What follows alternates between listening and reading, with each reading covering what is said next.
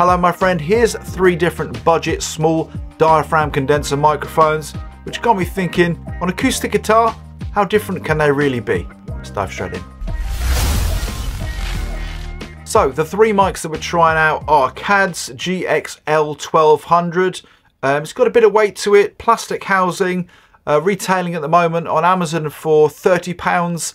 Thomann about £40. It feels pretty well made for the money. Comes with a little case and also a little windshield too. Next, I've got Lewitt's LCT 040 match. It's a lot shorter than the CAD and it's a lot lighter too. Once again, plastic on the outside. Again, it feels like it's pretty well made, but nothing to suggest that it's twice as much money as this one. And finally, Samson's CO2H. I think the same microphone as the CO2, but the H version was simply just shorter, which makes it a lot easier to get in when you're miking up hi-hats. This one's all metal housing. It feels heavier because of that and feels pretty solid too.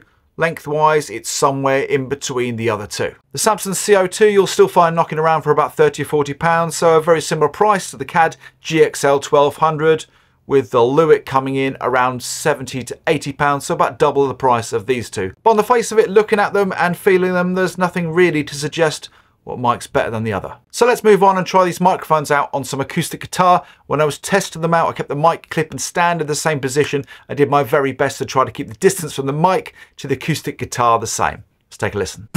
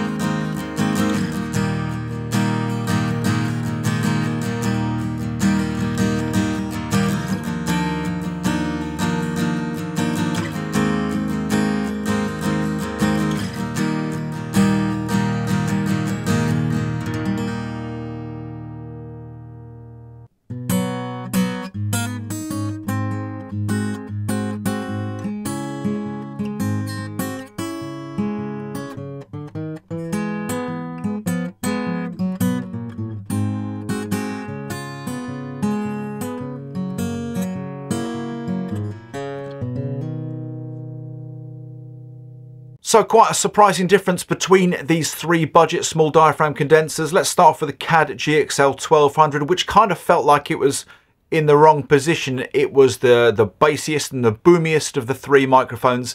If I hadn't done that test myself, I would have sworn that this mic was put much further to the body of the guitar than the other 2.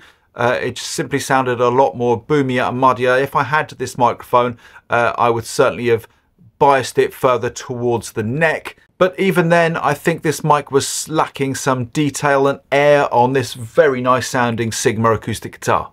On this occasion, unfortunately, this microphone just came across as sounding around its price tag and a little bit dull. Moving on to the Samson CO2, and this definitely had a little bit more air to it. It still sounded a little bit flat, and I don't feel like it really did the Sigma acoustic justice, but it certainly had a little bit more life and sparkle to it than the CAD, and didn't suffer so much from that muddy boominess. And finally onto the Lewitt LCT040 match. Now when I do any videos with acoustic guitar in, I often get compliments on the guitar sound, and I'm typically almost always using one or two of these, and having done this test today I can really hear why, because this sounds just sensational. I think on this acoustic guitar it's got all of that premium airiness. The guitar sounds pretty balanced.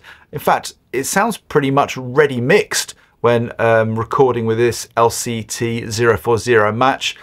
Best of all, of course, I bought two of them, so they sound just great when you stereo mic the acoustic guitar too. So on this occasion, I think it's a case of you definitely get what you pay for. Now, to be fair to these other two microphones, they are incredibly inexpensive. You know, 30 or 40 pounds isn't very much money to drop on a couple of microphones.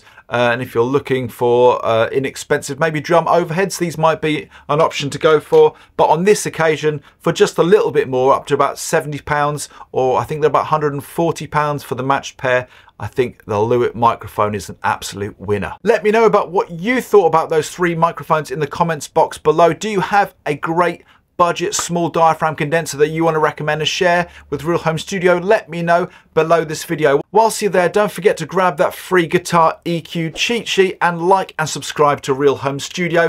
If you enjoyed this video, you definitely want to check this next one out.